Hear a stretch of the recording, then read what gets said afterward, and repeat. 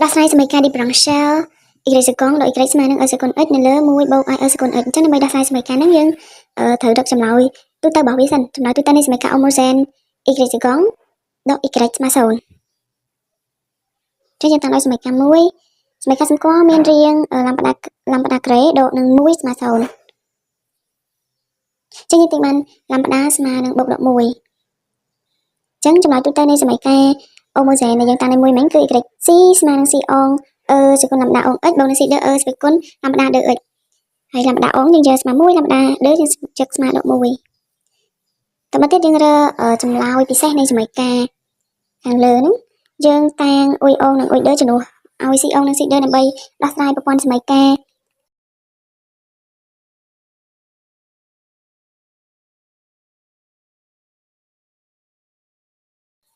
អ៊ុយអងព្រីមឲ្យសកល x បូកនឹងអ៊ុយដព្រីមឲ្យសកល x ស្មើនឹង0និងអ៊ុយអងព្រីមឲ្យសកល x ដកនឹងអ៊ុយដព្រីមឲ្យសកល x ស្មើនឹងសកល x នៅលើ1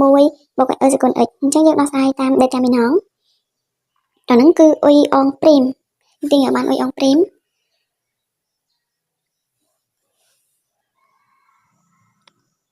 យើងគុណខ្វែងវាទៅ0គុណនឹងដកសកល x ស្មើ0តើយើងគុណហ្នឹងណា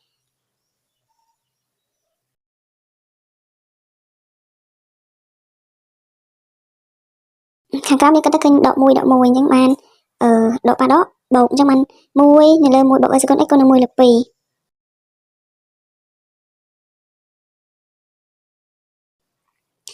នេះយើងអាចខាងភាគយកនេះយើងអាចបន្ថែមសកល x ដកឲ្យ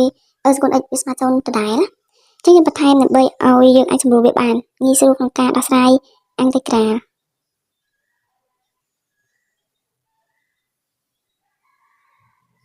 អ៊ុយដព្រីមដូចគ្នាដែរយើងធ្វើតាម determinant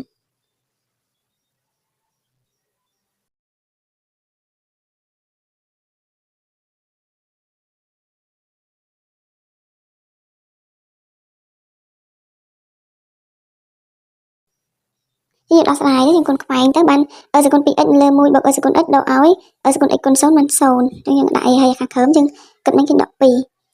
ដូចគ្នាដែរយើងអាចបន្ថែមបូកសកល x ដកនិងសកល x ទៅដើម្បីឲ្យយើងចាប់ជាកតាបានយើងស្រួលគណនាអន្តេក្រាល